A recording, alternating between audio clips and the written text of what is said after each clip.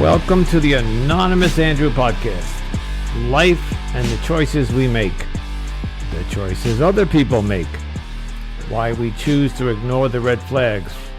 Red flags like gaslighting, cheating, addiction, mental illness, and much more.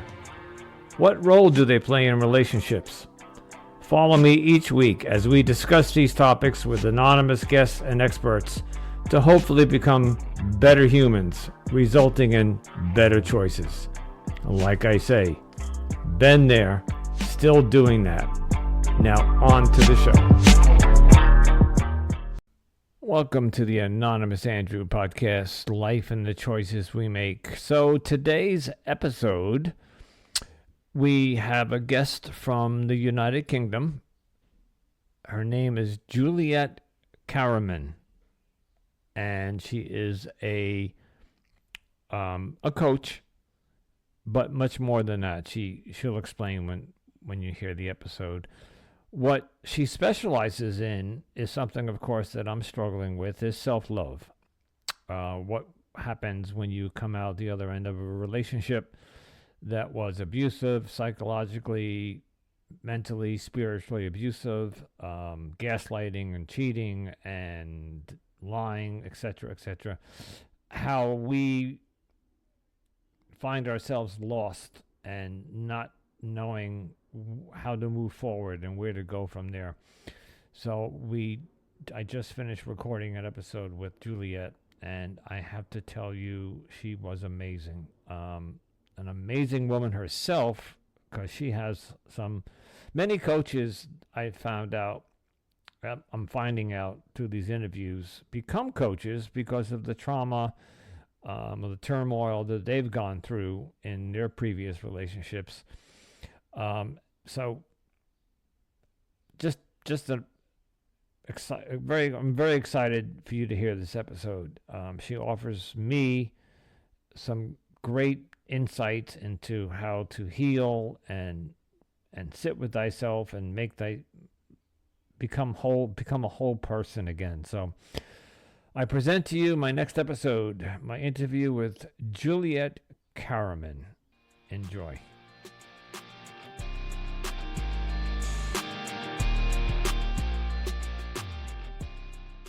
Hello, everybody. Anonymous Andrew back with you once again with another episode. And today I have with me Juliette Karaman.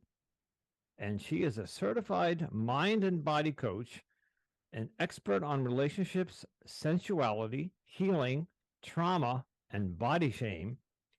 And she specializes, and this is what really drew me to her, she specializes in the reinvention of the most intimate relationship in life, the one you have with yourself. Good day, Juliette. Hi, Andrew. Thank you for having me. Yes. By the way, I think, Juliette, you're in the UK? I'm in the UK, but I'm Dutch. But I've lived in the UK for 23 years. So. Okay. So when I say good day, I didn't know what time it is over there for you. So it's 6 o'clock. Okay. 6 in the evening. Okay. Anyway, thank you for coming on. So I have found myself on the other end of a relationship that I fully invested everything from money and spirituality and emotions and I poured everything into this last relationship, only to find out that she was doing something on the side, inappropriate, and I finally walked away. But for 2.5 years, I knew this was going on, but I stayed thinking that I could fix it, yada, yada. You know some of the story. And came out on the other end, and I'm a mess. And I don't have self-respect, and I'm shameful, and I'm embarrassed, and I'm sure this is nothing new to you. You've heard this with your patients or clients. So tell us a little bit about your story, how you got into this, and then we'll get into what you do to help people. Completely. Thank you for your honesty, Andrew. And yeah, a lot of us have been on that side. We've overstayed. We've done things that we actually knew weren't good for us, and yet we did. So this is part of my journey as well. I'm a mom of 4 kids. They're in their early 20s. I had 4 kids in under 3 years' time. So you can imagine what my house was like when they were Again. little. It was kind of mayhem. Two of my kids were dyslexic, so I got into psychology and really wanted to help them. And then, of course, I can't help my own kids, but I taught people with dyslexia, autism on the spectrum. Um, and then after I divorced my husband, who we're still very good friends with, I got into another relationship with a guy with 3 children, 3 daughters. So between us, we had 7 children, seven Wow. different schools, 7 different holidays. So you can just imagine the strain on any relationship trying to co-create this. And I'm a recovering overgiver because that is how we are programmed.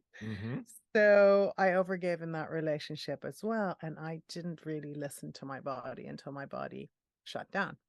And I spent 9 months in and out of hospital because I kept fainting, and they implanted a heart monitor. I did brain scans every week because they just couldn't find out what was wrong with me.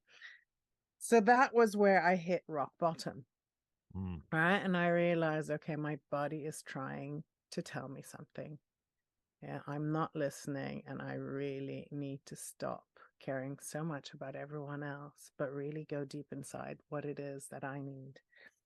So fast forward, the relationship broke up. I went deep into personal development and really started with I remember this one workshop that I went to, and they drew a line with tape, with big, masking tape on the floor. And they said, has anyone ever been in love? And then to step over the line. So that was like the beginning of the Me Too, like empathy movement, not the Me Too sexual harassment movement, but more like, oh, yeah, me too. So you don't feel ashamed anymore. It's like, oh my God, I'm not the only one. And the questions got progressively more intense.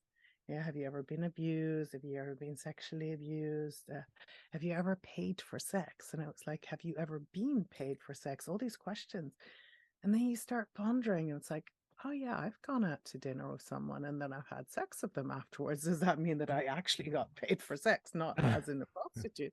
But you start actually thinking, it's like, whoa, there are all these things. So that's really how I started. So then I went straight into conscious sexuality, rediscovered a shitload of trauma, and kind of like followed the breadcrumbs. So every time something would come up to heal myself, it then helped me with either my clients or my sister who passed away, my parents who I helped pass over.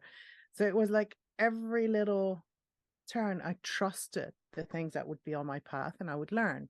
And I'm a hypnotherapist, I'm a relationship expert. I used to be a professional dominatrix, which really helped people heal. But it's all about the healing. It's all about getting back in touch with us, with ourselves.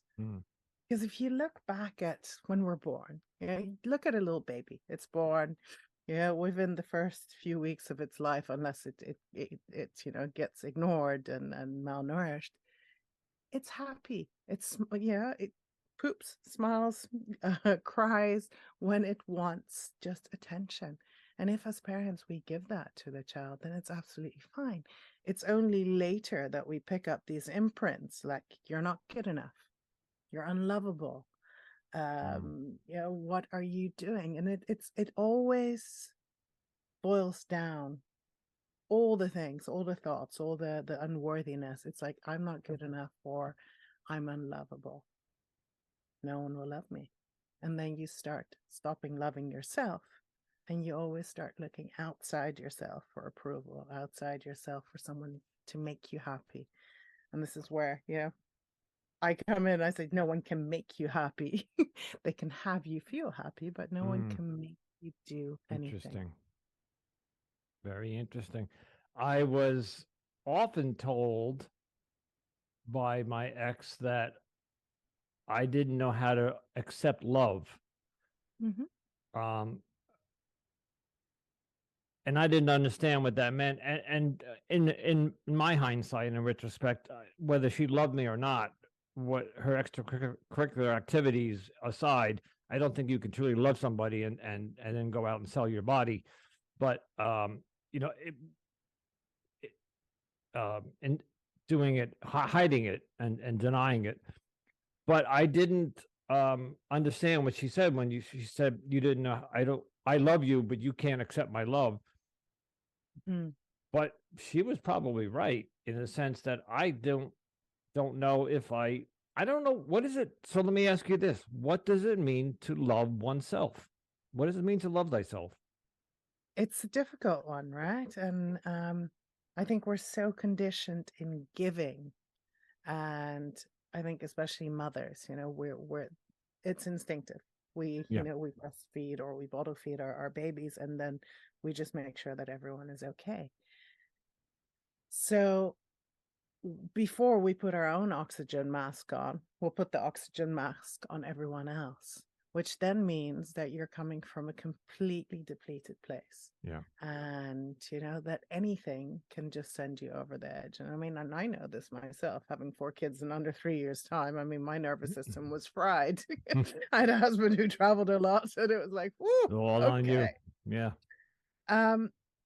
So really, like, start filling, you know, people call it in coaching, start filling your own cup, but start by doing little acts of loving yourself.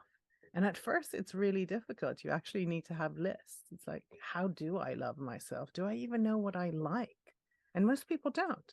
They know what they don't want, but they don't know what they do want.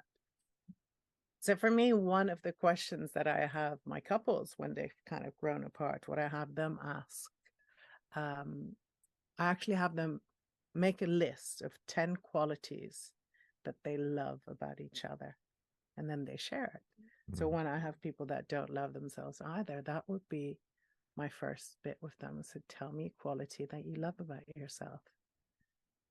And most people are like, yeah, Yeah. no, that's just vain, and I can't do that, and that sounds ridiculous. Well, But what is I don't think it sounds ridiculous, but I do agree that as soon as you said that, I almost had those little pangs of anxiety. I was like, ooh, right? I wouldn't know. I would have so if I take a piece of paper and write down number one, I'd be staring at it for a few minutes, not thinking what would be the first thing would write about myself. Yeah. Wow. And a lot of people will say the things that they do. It's like, oh, I'm a good cook. It's like, that's something that you do, but what is a quality that you love about yourself? And for me, it took me a while to also get it. It's like, I'm very loving. I'm very giving. I have a weird, odd sense of humor, but which cracks me up. And I have fun with myself. But isn't so that okay? So that I would put down number one, giving, because I am very generous, and in a relationship, I will. If you want it, I'll buy it for you. If you want to go there, I'll take you there. I guess the term would be people pleaser or just Doesn't whatever. need to be. So if I'm a lover or giving, but I do it over too much, where it's a debt, where like you said in the beginning, we give too much and then we're depleted ourselves. So there has to be a balance there. There does. I mean, and I think what's a really good thing to do is to have a look at the love languages and to take that test and to see, because I feel there's a big difference in how you receive the love languages. And for me, it's very much acts of service. Acts of service and physical touch are very much my love languages. Mine too. My ex-husband, how he used to like to give was giving gifts and praising me, you know, but it's like, yeah, that just kind of like fell on dead ears, because that's not how I receive. So how you receive love and how you give love are very different. So what you said about your ex, you know, she might have been trying to give you love in a way that you actually couldn't receive, that you're just not wired for that. Yeah. And she as I do these interviews, you know, of course I get triggered on the visual images come up in my head. She was a giver. but it was always what she wanted to do. She was very good with arts and crafts. She likes to work with her hands. So she would go to the arts and crafts store and bring all these paintbrushes and whatever arts and crafts stuff over. And she would say, this afternoon, we're going to put out the paper, we're going to sit on the floor, and we're going to make things. And I had no interest in doing that because I'm a science guy. I'm a geek. Mhm. but Mhm. but I did it, and actually I enjoyed it. That was her way, but she brought me into what she. Here's just something interesting, and I don't know if this falls into your purview. Um, we always did what she liked to do. We never did anything. She never said to me, "What's a hobby of yours?" And didn't want to become interested in my hobbies, Mm. or sports. Like I play tennis. Now I get that there are people who are not going to be able to play a sport if you've never played that sport. But there were other things that I was interested in that she just had no desire to find out about or join me with.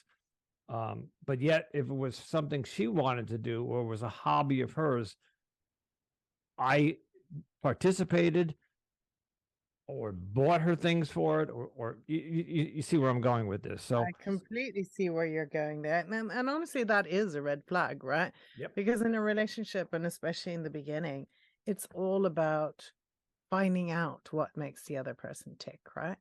And just like my current partner, my current fiance, he loves rugby and he loves sport. The two men that I've been with previous, my ex-husband and my other partner, just weren't so much into sports. So I just found it really typical, man thing. Um, but I kind of feel like he loves it. He'll get up early to watch rugby. He's from New Zealand, so it's like 8 o'clock morning. It's afternoon there, and he watches his rugby, and it's completely cool with me.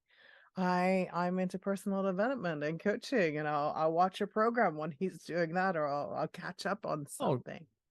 yeah. But it's also like the interesting thing is to kind of see it's like, hey, be curious about each other.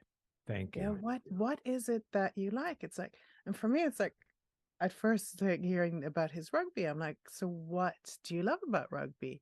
He's like, well, I'm a Kiwi, the All Blacks. Come on, we play. This is what we Mm, do in New Zealand. I'm like, okay, cool. So then I kind of like started asking him a bit more, and he's like, no, it's what I was brought up with, and I actually really like watching sports, and it gets my adrenaline pumping, and I enjoy it. And I'm like, great, now I understand because for me, sports is not a big deal, but I can definitely sit with it, and with you watching it mm. once in a while, or you do your thing and I'll do my thing, and then we'll Never, come together afterwards. never. I would before COVID, and we met before COVID.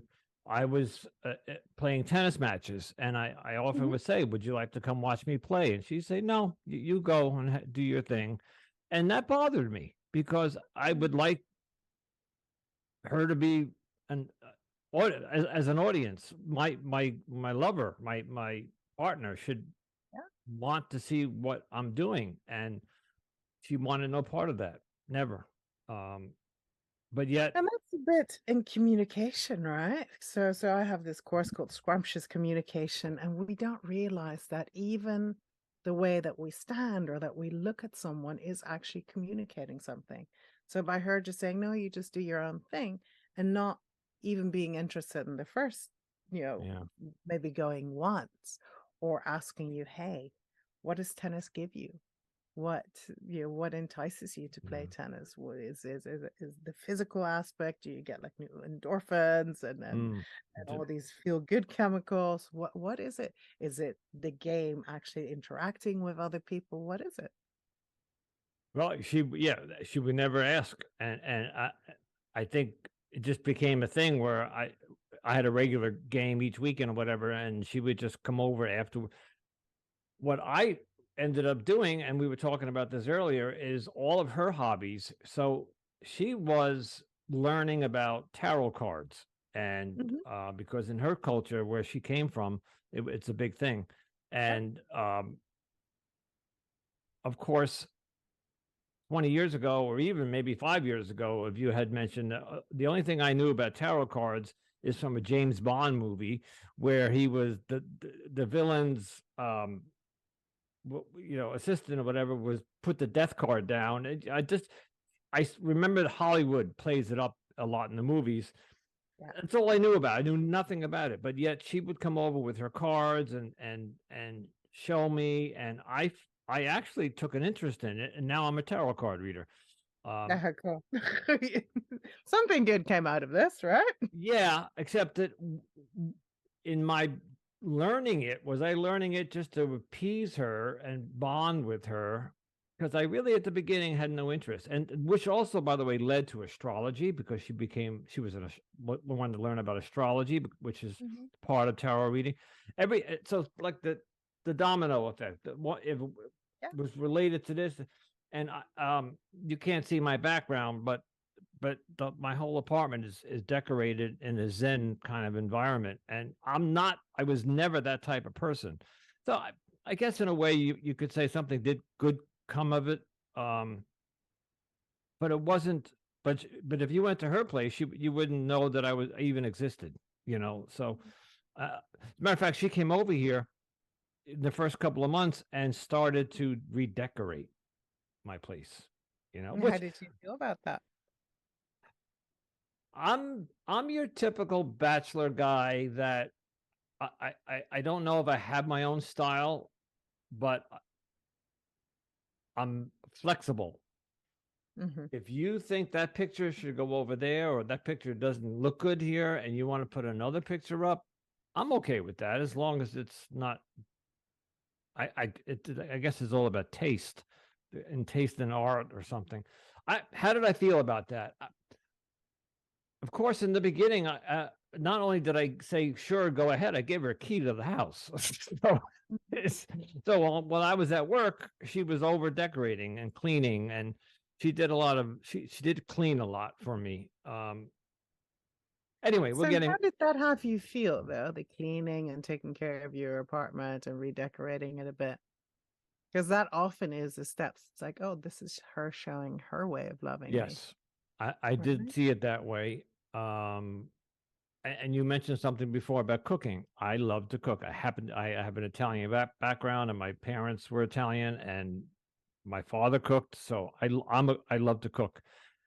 But she came from a culture, a South American culture, and completely different cuisine that I'm used to. So she began coming over with her stuff. She would come over with grocery bags full of course, South American cuisine, and proceeded to cook me meals. And who doesn't like a taco, or who doesn't like a burrito, or although that's not, right? She never really made those, but she would make her cuisine. And that's just another example that I learned her cuisine, but anything that I cooked that I knew how to cook, she didn't like. So yeah, so it had to be what she liked. So that goes back to what we were talking about before. Again, I was always pleasing her, but she never took an interest in anything when I did. So I think that depleted me. So going back to what we were saying earlier about giving, and pleasing. When the relationship ends, and I have given everything that I have, and I can't. I'm empty. There's not. Completely. Yeah. And I really hear that a lot with people, and they're like, "Oh my God, it's finally ended." But I am, it's like I'm on the floor. And I don't Juliette, even know what I like anymore. I don't know what I like. And what do I do with my life now? Because I made her such a part of my life 24/7, even though we didn't see each other 24/7. Yeah. It was morning, all day long, texting or phone calls or FaceTiming or being together. And all of a sudden it just was stripped away. And what does one do all of a sudden when you find yourself alone, and you don't know everything that you did for the past 3 years was something that she wanted to do? I had to almost learn how to play tennis all over again. I had to learn to cook my own food all over again. And that's just some examples. You have you're go ahead. grieving, right? Because when a relationship ends, you are actually grieving because you're grieving the proximity of another person. So you're grieving just the nearness, the maybe the physical touch, but also the things that you used to do together, and now all of a sudden you do that alone, and it doesn't have as much meaning maybe. So that's when I always suggest, it's like, okay, so what are the things that you love about yourself? What are the things that you used to love doing as a kid? Start looking back at that. Are there some classes that you can do? Yeah, really, for me, what I keep saying is, one of my quotes is like, self-awareness is the first step towards self-love. Really awareness of your patterns, awareness of, oh, I was overgiving. Where did I not say no? How does saying no to someone, how does that feel in my body? Like, do I even know how to say no? Or is it always no because? Right. So these are the like basics that I take my people from too. And we spend like a whole class. If I have groups, it's like, okay, so ask each other a question. Would you like to go out to dinner with me? And the answer is no. And even if you want to say yes, you're going to say no. And just to get used to saying no, no, no, no, nothing else. Not no because no, I have this and that, but just no. No is a full sentence. And we're not taught that. Because as kids, we're always, yes, go and kiss your uncle, even if you don't like him. He's got like, like, I don't know, like warts on his face, and you're like, I don't want that. But still, we're taught to override our own intuition as of very early. And honestly, me as a mom, I've done that too. Which is probably one of the worst things. You're like, I'm super aware of everything now, and now I also see how I've screwed up my kids a little bit as well. So I'm constantly making amends to them. And doing a fourth step is a hell of a good step, right? I have an interesting question for you. And so when I was a teenager, I was at a student exchange. I went to South America, and it was a program, and I lived with the family for almost a year. And wow. they sent up one of their teens, to live with my family. It was a student exchange. We swapped. And I learned Spanish. I learned to speak Spanish at 15, 16. And when I graduated high school, I was also taking French. So I learned 3 languages. Amazing. I spoke Spanish fluently when I was 16, 17, 18. Here's the problem. When I came back home, there was nobody to speak Spanish to. So slowly over the next couple of years, it just went away. Yeah. When I met her, it was gone, because I'm talking 20 years old and I'm 60. So 40 years of I lost the language. I started to learn Spanish again while I was with her. So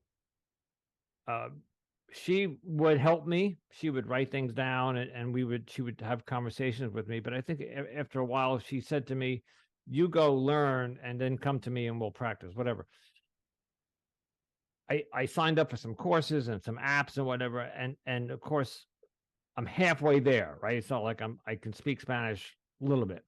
Now the relationship ends. What do I do with learning that language? Because I put a lot of, forget the money, the effort and time into trying to learn that language again, and I'm halfway there. Do I continue doing that? I have been, but it triggers me because I'm learning a language that I knew as a kid, but I only started to pick up to learn again because of the past girlfriend. So tell me, why do you still want to learn Spanish? Or was it in relationship to her that you wanted to? In the beginning, it was with relationship to her. I wanted to learn her native language. Yeah, I thinking get that. that we were going to be. I can rationalize an answer for you by saying it's America's second language, or the world's second language, I guess. And my job where I work, it's mostly Hispanic employees. I'm an IT director, but there's many people there, and the Spanish spoken all day long. So I could make an argument that having that as a second language would be beneficial in today's society. To being bilingual is a plus, right? Completely. But do I need to? No. I don't think you need anything. But if you just go back to like you were proud of speaking Spanish before you met her, right? You now have all these other people that you can't speak Spanish to. For me, I mean, I speak Dutch is my mother tongue, Dutch, English, French, and Spanish, and a little bit of Arabic. Wow. So, and it's interesting when I switch between the languages, it's almost like I become a different persona. Because, I mean, I speak English, pretty well, I would say. I say. Spanish and French, not as well, not as fluent as I speak my English, but pretty well. Yeah, there'll be a few ahs and things like this. But I really like being able to switch between languages because it gives me so much. So go back into what does speaking Spanish give you? What are the things that that you love about it? What are the things that you found interesting? Go back to when you spent that year abroad. Mm. And then if you can feel into those emotions, because that's, yes, you can reason mentally, like it would be good to, good to speak it. There are other people in my job profession that I could help with. But if you can actually tie an emotion to it, you'll be much more likely to succeed. I have another rationalization is that my father thought he passed away from a very rare form of cancer, but also had dementia. So dementia is in I guess, my genes. And I read that in your twilight years, 60s, if you activate the brain and continue to learn and make those brain cells work, it can ward off Alzheimer's or dementia. So I think my learning, continuing to learn Spanish, is making my brain work more. Completely, you can Yeah, completely rewire it. My dad also passed away from dementia, so mm, I hear you loud and horrible, clear. And this is horrible. why I continue to try and rewire my brain by learning new things every Yeah, day. I want to ask you about you have courses, coaching, VIP experiences, and retreats, but you have something called Rapid Release, Rewire, and Restore Method. You want to tell Yes. us about that? Ooh, I do. And hold on, sorry, my earrings fell out. It is a method. So I worked for an organization called the Accelerated Evolution Academy for 3 years, and I was one of their master trainers to help other coaches and therapists through processes that could help themselves and their clients move through stuckness, intense experiences, trauma, and that is what my R4 method is also based on. And I'm also a hypnotherapist. So I've picked up so many skills. My toolbox, I call it Juliette's jewels instead of my jewel box is pretty massive. I have lots of different skills, and I've kind of like put them all together in this process that I take people through so that we can actually really rapidly move you through the stuckness that we have in emotions, because any intense experience is always made, or any experience is made up out of an image, out of a thought, out of a body sensation, and out of an emotion. Mm. So if we really bring it back to, say that the guy, the car in front of you cut you off or braked really quickly. What's the image? You see the lights going on. What's the thought? Like, whatever explosive thought you might have, or, you're an Yeah. idiot, Oh, whatever, right? fuck. Yeah. Exactly. I don't know how much you can curse on your Go on your whatever podcast. you So want to say. trying to be Unfiltered. careful here. And then the body sensation might be like a tightening, like a contraction somewhere, right? And the emotions is like anger or Yeah. annoyance. And that is how we move through life. We have those 4 elements that we always call up when we've had an experience, and to actually move through the stuckness. Mm. Because like if I talk about you and your ex, there's still a lot of anger and there's a lot of hurt there, right? So if we look at those emotions, but if you can duplicate them, then you can move through them, and then you can actually let go of the charge so that you then get to a much more altered state, that there's almost like this meditative state of nothingness where it's like, oh, yeah, that's something that happened to me, but it doesn't define me. Interesting. So would rapid release, rewire, and restore method be helpful in self love or self acceptance? Completely. Yeah. Yeah, completely. Yeah. Yeah. Because oftentimes that is the thing, like what does self-love mean to you? Yeah. If I say feel self-love, how would you, what's the image that Mm. you, what's the emotion? What's the thought? What's the body sensation? And really to allow yourself to feel that. And then what I do often is I'll do a polarity, which, you know, we live in this dualistic world, white and black, good and bad, etc. But they're opposite sides of the same coin. So if we can feel both, so self-love and say self-hate Mm. at the same time, then we release the charge, either, you know, the pull towards one or the repulsion of the other. And then you get into a state of choice, which is, if we look at all the Buddhas and all the you know, the enlightened people, you get to a place of choice where you don't choose suffering anymore, because that is one thing that we humans do. We choose suffering. We think about what is might go wrong, or we think about in the past what did go wrong, instead of being in this moment. Am I breathing? Is my heart beating? Am I actually having a really interesting conversation at this moment? I'm perfect. Mm. That's uh, the concept of being present in the now. So, Completely.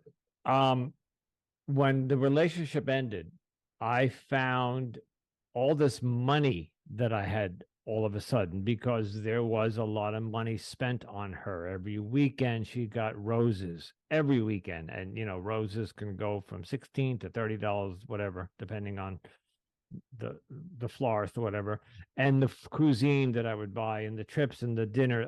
So the point is I all of a sudden found, oh, I have all this extra money. I'm the type of person that never really bought anything for myself. Um, Why bar so? by barring necessities. Like when the iPhones came out, I'm a tech guy, so I bought the iPhone. But if I saw something and I wanted it and it was $100, I say, do I really, really, really need that? But I want it, but no. So I would not.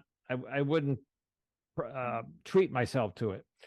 When the Mm-hmm. relationship ended, and I quick a couple of months passed by and I shouldn't say I had all this money, but I found money extra.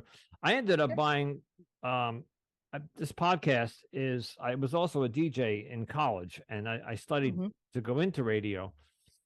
I've been told I have a good voice and blah blah blah blah blah. So I've always wanted to do a podcast. So I went out and bought all this podcast equipment, a computer and the mic and the headphones and the editing software. Um, I treated myself to that. So in a way, that was one thing that I did for myself, and Mm-hmm. I'm happy that I did that. But that was Yeah. more of a financial treat by Mm-hmm. spending money on myself. What are some other things that I could do to help fill? There's a void. I have a void in me. There is a void. I Yeah. hear it. I feel it. So, what are some of the things that you like to do as a kid? Name me two or three things that, yeah, as a kid you enjoyed doing. And they could be as simple as flying a kite, going racing cars, whatever, bicycling, whatever it Well, is, I right? was brought up. I actually was brought up in Texas, in Hmm. Arizona, and in those days, of course, it was still cowboys and Indians. So we played cowboys and Indians as a child. My dad Yeah. was in a military base down there, for the Vietnam War. Um, Boy, that's a tough question to answer. I had a lot of hobbies. I guess a lot of it was technological. I tell the story frequently that when I was younger, I liked walkie-talkies. I thought that was Hmm. fascinating. Of course, uh, there's a company called Radio Shack. They're no longer Yeah. around, but I back remember in the from when I day, lived in Texas. okay. So I ran to Radio Shack one day and bought some walkie-talkies, and my next door neighbor, we could talk to each other at night, like this is obviously way before cell phones, and this was so cool. Wow, you could have this little plastic box, and I could talk. So one day I said it only had a range of like 500 feet, and I thought that if I took the battery out and plugged it into the wall, so instead of a 9-volt battery, 120 volts or whatever, I almost started a fire in the house. But those are the things that I like to do. I would like to take things apart and put them back together Inquisitive. again. Yeah, inquisitive, and I like to see how things Yeah. work. And but I think that's what I'm doing with this podcast. Instead of doing technical things or geeky things, Uh-huh. I'm learning about how the brain How the works. brain works, right? Yeah. Because that's it. So when we, where we put our attention on, that's obviously what expands, right? And that's how you actually rewire stuff as well. So start thinking about things that you used to like, it's the inquisitiveness, right? So if Hmm. you're interested in things, so you're interested in how things work, you're interested maybe in making new connections with people, the walkie talkie, that's kind of like sharing it with someone, right? So it's kind of like I'm trying to see what the emotions behind it was, what were the things that actually you liked about that experience. So start looking at how maybe you can join a class. Mm. Like you said, do you like playing tennis? Do you have friends that you play tennis with? Yeah, I do. I do have a Great. tennis, yeah, circle. You have your tennis thing. Maybe that can become a weekly thing again. Do something weird and have a look at what classes are nearby.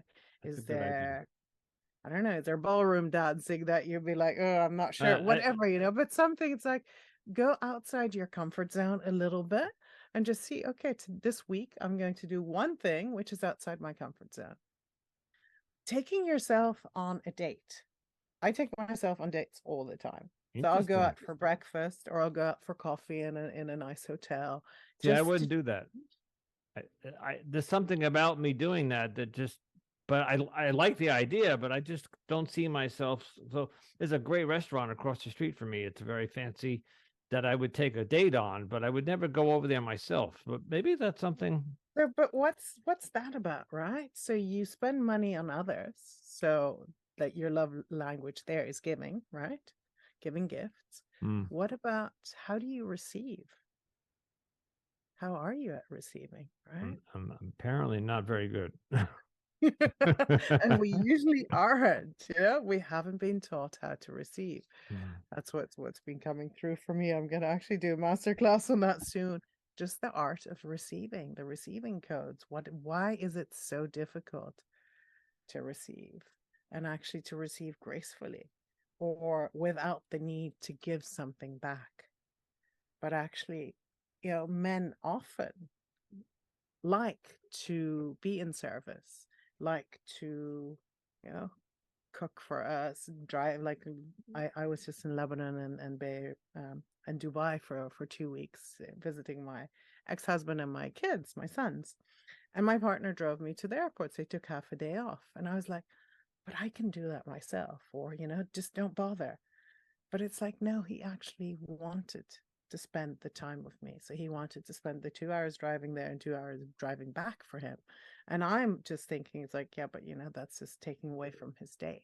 But for him, that gave him a lot of intimacy. Mm, But, we women have been so taught that we need to be self sufficient that we don't receive well from our men. no, So I received that he brought me away. and I vice received versa. We don't and receive. vice versa. Right. I received that my ex-husband and son came and picked me up from the airport, that they cooked for me, that they arranged a house for me, that they bought me flowers. And it was like, oh, I can just brush this under the carpet and kind of like act like it's normal. Or I can really receive that this is their way of loving me and of saying, hey, I'm happy that you're in my life.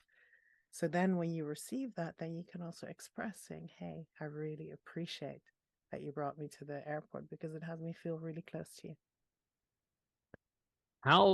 There is one thing that I would like to treat myself to or indulge in, and but I know I'll be triggered. So Mm-hmm. I'm a beach person. I grew up. I'm outside New York City, and there's many beaches here, and we have long winters here, as you might know. And so the 3 months of the summer we get I treasure. They are the happiest 3 months of the year for me. And I literally live 6 to 8 blocks, depending. There's a bridge in between, so I don't know how you count a bridge as a block, but whatever. I could bicycle to the beach. The past Nice. three, and my audience has heard this, and I'm sorry, audience, because you hear me repeat this over and over again. I'm a beach person, and for the past 3 summers, I took the girlfriend and I went to the beach religiously every weekend. We pack up the picnic bag and we packed up the chairs and put the wagon and went down to the beach, and we would spend 8 hours. We get there at 10 in the morning and come home at 6 at night. And it was our happy place, music, and we would play frisbee. And Yeah. I have no one to go to the beach with this year. Yeah, yes, I have friends, and I have people that are asking me, hey, let's go down to the boardwalk and yada, yada, yada. But I want to go down to the beach and sit on the beach. Go ahead. You want to say something? Yeah. I want you actually just to tap into that. I have no one to go to the beach with this year. And I want you just to tap into what feeling that brings up. Loneliness or isolation. Beautiful. So can you just feel that loneliness, that isolation, and just sit with that for a moment. And you might notice where it's starting to appear in your body. There's a constriction or a tightness or a heaviness somewhere. There is. Yeah. Beautiful. So I want you just to go ahead and place your hand on that part of your body, if that feels all right. And then take a breath in. And then, what is that part? Because that's a part of you, right? What is that part trying to tell you? What does it want for you? Consciously or subconsciously? Because subconsciously, whatever comes up first. Because I know that all I need to do is get on my bicycle and put on my earbuds and head down to the boardwalk, and I could spend hours down there. I've been in this town for 20 years, and I know many people, and of course my 12-step program is people all over the place. I could go down to the beach and spend a day at the beach by myself, and I'll run into people, but there's something keeping me from doing that. Yeah, there's that memory of doing this together with her. Yeah, that's it. And that's where they're still charged, right? So that's why I'm saying, like, let's recreate just that feeling and move through it. And that's how you release that charge. Not to mention, I'm afraid that I might run into her down there as well, because there was a spot that she loved, and we sat at the same spot every week. And if I know that if I go down there, I will either consciously or subconsciously look for her to see if she at the beach this weekend. And I don't know that I want to run into her. So there's that trigger going on effect. So of course the beach is 2 miles long. I could go anywhere else and just avoid that area. But you know what? It's actually then you're avoiding part of that charge, right? So for me, this is where 12-step has helped me as well. I would write, dear God, I'm resentful at meeting her. I would spend 15 minutes in the morning actually writing my resentments out. And then tearing them up or burning them or whatever, but you get it out, because that's the whole thing, right? I tell people to do automatic writing, or to tap and bitch. I do EFT, so I'm a tapper as well. Oh yeah, I've heard about that. Actually also helps. Emotional release. All these things actually help move stuck emotions through the body, so that when you do run into it, it's kind of like, oh, okay, whatever. What are some of the boundaries that, like, what would you do if you do meet her? Do you turn around and you don't want to see her, or will you go and talk to her? When does it, when do you pull away? Those are things to think about a little bit as well.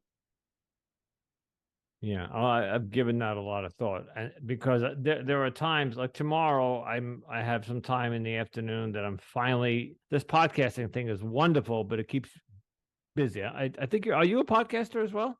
I am, yes. Yeah. So how much is involved. It's a labor of love. And after you, I have another interview, and then of course there's all the editing, and you might have people are doing it for you, but I'm self-producing. Anyway, it keeps me busy. But tomorrow I've taken some time and put aside for myself. And if the weather cooperates, I may go down to the beach. But I've had this conversation with myself. What happens if I do run into her? As I mentioned before, it's been a no contact breakup. I have no idea what she's doing with herself. I don't know if she's dating again, if she's, and I don't give it a lot of thought. I don't take up space in my head with it. But the fear is running into her, and then that would be awkward. What do you say? Because I am resentful, not necessarily all at her, but I have a lot of resentment or shame for myself that I allowed her to do this to me. And I've often told people that I'm an educated person. I went to college, and I actually went to post-college. I picked up a certification and another degree, and yada, yada, yada. And you could be educated intellectually, Oh yeah. but mentally and psychologically, you could be a mess. So, oh my goodness, the amount of people. I mean, most of my clients have all finished university, and some of them have PhDs and are like, kind of like, yes, educational, massive. But then when it comes to matters of the heart, the human level, yeah. No. Not so emotionally intelligent. And emotional intelligence is really important. So for you to figure out what are the things that you're going to say no to, like in a next relationship or even in dating someone. And that brings up the next subject, is about dating. I'd like to talk. I'm going to start shifting the episode into dating, but I don't think I'm ready for it.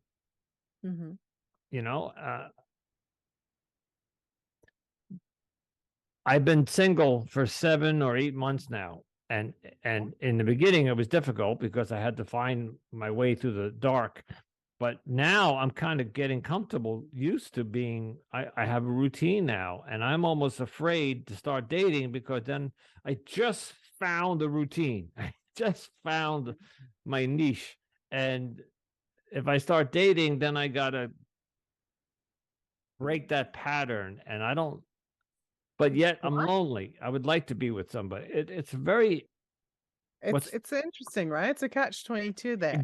That's the word. I hear you saying you're lonely, but you've finally gotten into a routine. You're starting to love yourself a little bit. You're starting to do things for you. So earlier on, you were asking, what can I do as self-love thing? So it's like maybe going for a hike, maybe going for a walk in the park is self-love for you. Being in nature always helps. Maybe it means taking a shower, having a bath, whatever. Those little things. For me, what I do is I buy myself flowers, or I pick flowers from the garden or in the park, whatever, and I call them my bundles of joy. So every time I look at things, or I'll put a candle somewhere, I'll put things in my interior that when my eye rests on it, I'm like, oh, that brings me joy. What is it that brings you joy? And you start being inquisitive about yourself. What is it that brings you joy? Yeah, sometimes I have people actually do a dance break. Yeah, set the timer on your phone. 5 minutes, if you have like 5 minutes in between podcasts, or 5 minutes somewhere in your day, and just put a good song on and move your body. Because so much is stuck in the body, and unless we move it, we don't actually know. Maybe you like singing in the shower. Do these weird things and start exploring a little bit. And you just triggered another visual, because during the relationship, one of my birthdays, months earlier, she had asked me, would I be interested in taking salsa lessons with her, because she wanted to learn salsa. Of course, what do you think I said? Of course, yeah, sure, I'd love to. But of course, I had, what? Salsa? No. My birthday, second birthday in the relationship, she surprised me by taking me to a salsa lesson studio and signed me up for 6 weeks of salsa lessons. So I now know how to salsa. So, do you enjoy it? Or is it tied to her? It's tied to her. I would just, you can't salsa on your own. I mean, sure, you could practice the dance moves, but Salsa But is salsa bars, obviously you need to be with someone else. But I mean, I remember learning how to salsa and I'm not very good at it. So, but I'd go and I'd actually just have fun there. And yeah, people, when they swirl you around, when they know how to lead, it's great. Actually finding men that know how to salsa, it's great. So yeah. you're not only woman salsa. But that's the whole thing, right? What is the emotion that's holding you back from that? Because it's still tied to her. Everything seems to be tied. All these things she introduced me to, the tarot cards, the salsa, the cooking, the astrology. If I delve into it, while I might enjoy it, it triggers an emotion. But the beautiful thing is, you were together with this woman for a while, and there were some beautiful things. There You've were. actually taken on some of the things that she liked, and you've actually made them your own. I incorporated Right? them into my This life. is Yeah. You've incorporated them into your life. You've learned a lot. There were certain things that you did not accept. And that's the whole thing, right? To separate the things that were good, because it sounds like there were quite a few good There things in were. there. There were. It was not a But very.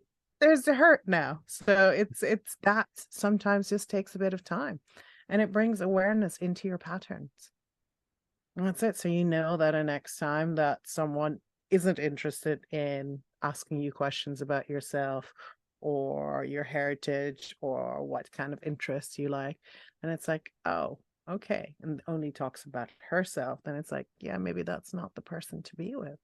And maybe the dating thing can just be, hey, let's meet up with some people just to have fun. Have Yeah, fun. maybe you can meet up with someone to play, I don't know, to play a foosball or to play beach basketball or whatever it is, volleyball. I think you guys do on the beach. We do But just volleyball. like little things like that, right? It's like, because you want that companionship, and it doesn't necessarily mean romantic, but it's just like, someone to hang out with, maybe go to a movie with.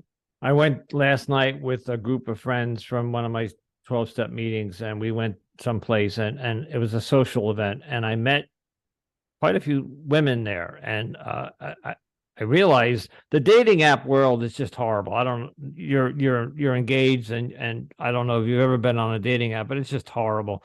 I really would like to meet Swipe somebody. left, swipe right. Yep. Oh my God, it's horrible, Juliette. It's just a disaster out there. I want to meet somebody in real life, IRL, and but you have to get out there to do that. You have to become sociable. I'd like to start to wrap this up. I have two questions for you. Yeah. One is about me, and then one will be I'd like you to wrap up your practice and how people can find you and all that. Mm-hmm. These 7 months have been no contact, and I have been very strong in doing all these things and keeping busy and not, of course, in the early days of the breakup, wanting to call her and reach out to her every day was a struggle. No, I'm not going to do it. And I would hide the phone or whatever. And it got to the point where, and then I started doing the podcast where I realized she's just not the right woman for me, and the things that she was doing, and she probably hasn't fixed them, and yada yada yada. After the dating app, I went through a couple of dating apps in the last month or two, and it's just horrible. And there's an expression: the devil, stick with the devil you know, than the devil you don't. So all of a sudden, I find my subconsciousness saying, "What would happen if I reached out to her just to say hello?" And that I do not. So on the logical, rational level, will not do and cannot do. But there's a part of me that is pushing up, saying, "Why not? What could a phone call or a text message or whatever hurt into just calling and saying hello?" I don't, but I think that would be dangerous. Can you And navigate it's me through that? interesting, right? Because if you go to SLA, that's what they'll tell you. That's your sobriety, not to reach out, to really have that be a Correct. no contact rule. And I know a friend of mine, not the same situation, but she was very hooked on this guy and it just wasn't going anywhere. So she went to SLA after doing Debtors Anonymous, and then she loves the 12-step program. So that was really no contact. And she said that was the only way through it, because Yeah. she just adored this guy so much, and it just wasn't good for either of them. No. And that's the whole thing, right? But your subconscious is constantly looking out for you, but then our mind tries to trick us, right? Because Mm. if we really feel into our heart, it's like there's still some love for her. And you know that. Oh, absolutely. You Yeah. have like a massive heart, and there's some hurt, definitely. But there's also, start thinking and actually just writing about the good things. How did this happen for you instead of to you? How did you find this out before maybe you got married, or before you were even much more ingrained, right? And Mm. now you know that you can also help others who are going through with this. That's You what I'm can trying to actually do. spot Yeah. the red flags. You can say, hey, when this is happening, check in with yourself. What is it actually that you want? What are your boundaries? What are your hell no's? And what are you going to do? What are the consequences that if you have a boundary, like, hey, you can't speak to me like this? What are you going to do if they speak to you like that? Are you going to remove yourself? Or, you have to have a consequence, right? So those are the things that we aren't taught because we No. just aren't. We're just now learning about this. Okay. Yeah. I'll work that out. I'm sure I'll not reach out to her, but it's becoming. I've noticed in the last week or two, because the dating apps have just been just a no. I've connected with women, I've talked to women, I've videoed with women, but they're just dead. It's horrible. I even connected with a woman this morning who apparently is from Ukraine. Of course, that's a red flag because it's probably a scammer. But she reached out to me, and I can't. I trying to get a conversation going. She's whatever. It's just horrible. So What that about, I mean, you have a community in your 12-step program, right? yes, we do. So, because that is the most important with any breakup, with any grief that you're going through. So, it's that you can talk to like-minded people, that you can actually be seen, heard, understood. Yeah. And that's what we all want, right? We all want to be loved in this way at one point.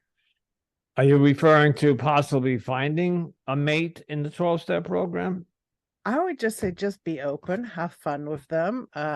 Just have like friendships with people. Start with that. Friendships I can do. Yeah. Start But with that and then see what those roll into, because that is actually how you will meet. Maybe they were like, oh, you know what? I've got this really nice girl. I think you guys should meet. And that's how oftentimes it works, because you are starting to be, friendly, and you're telling them your story. You're actually showing who you are. And then that could be a snowball effect. well, and I agree, but there's an old time, we call them old timers, guys, men and women who have 30, 40, 50 years of sobriety, and they've been around for a while. I asked one of them, I said, what is your opinion on dating within the 12-step community? No, not good idea. No. And he said to me, would you go shopping shop in the aisle with the dented cans? And I thought that was a very interesting reply, It is. And I said, no, I wouldn't. So No, but it's to build friendships, right? And right. building And friendships will networking. also bring networking, and also will bring up your confidence, because your confidence got Yeah. shaken, Yeah. right?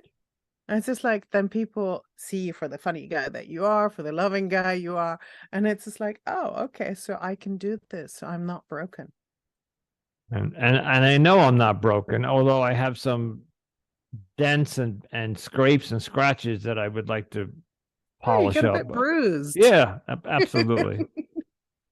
Juliette, so first of all, thank you so much.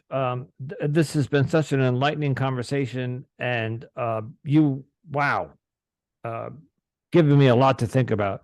Tell our audience how they can find. Of course, in the show notes, I will put all the information on your contact. Your Yeah. publicist sent me all that information. I'll put everything in the show notes.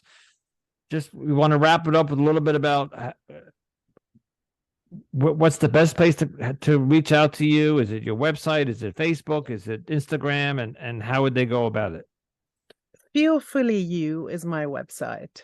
And on that are the links to Instagram and to Facebook. There are a whole bunch of free hypnotherapy, free meditations, free downloads. There's even, I have this course called Scrumptious Dates, and you get the first week for free. And if you like it, then it's like, oh, and it's actually a really good one to do by yourself as well, the first 3 weeks. So, Okay. I don't do any partner dating until much later. So that's fun. My Instagram is Juliette, so French spelling with double T-E, Karaman, Karaman, and the same on Facebook. And I think I'm on LinkedIn as well, but you can just Google me, Juliette Karaman, and a whole bunch of stuff will come up, and there'll be some articles and whatever. So there are a lot of courses there that are evergreen that people can just take on their own. Maybe just feel into, what does it mean to feel? Because people are like, if I feel terrible, but what does feeling terrible actually feel like to you? Feel into your body, really share that body sensations that are going on. If you scan, it's like, okay, so feeling terrible feels a clenching in my gut, and it's cold and it's tight. And once you share that with someone, they understand. It's like, oh, okay, I can understand what that feels like in my body. But we're just not used to sharing like that, because that's a little bit too intimate.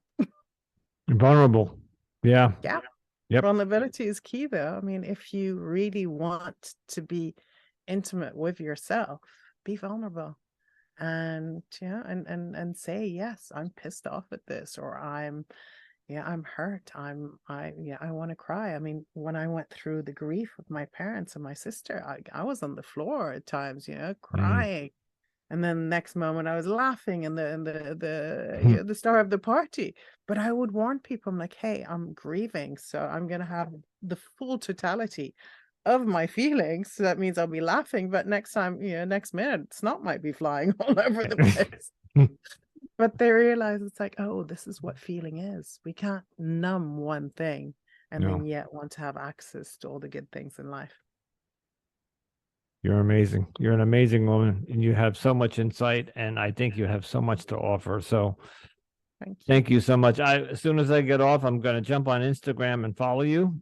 And I've already been on your website. It's a very nice website, and I will, to my audience, you got to check Juliette out. She's got some amazing, and I love some of these modalities that you have. So Juliette Karaman, thank you so much for joining me today. Maybe we'll have you back in the future. Absolutely. Cool. It's been a pleasure having you today, and thank you so much from all the way from the United Kingdom, across the pond, as they say. Across the pond. Have a great weekend and make it over to the beach tomorrow. I will do that. I promise you.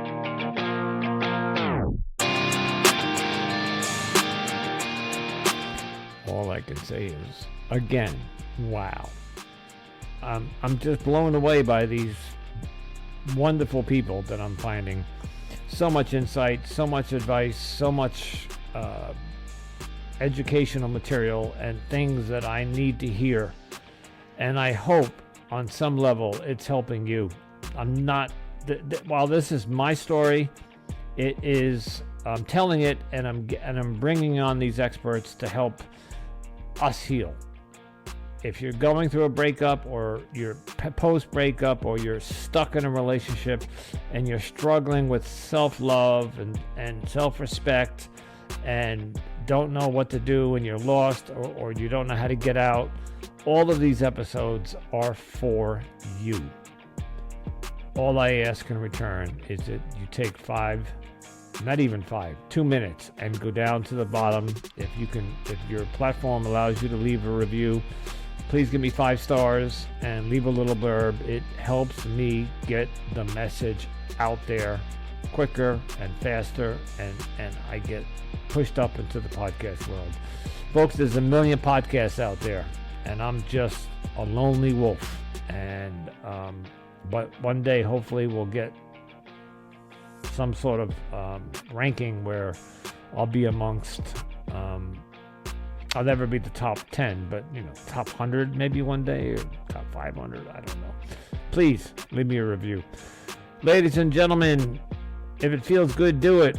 And if it's a choice you have to make, please choose wisely. Until next time, ciao.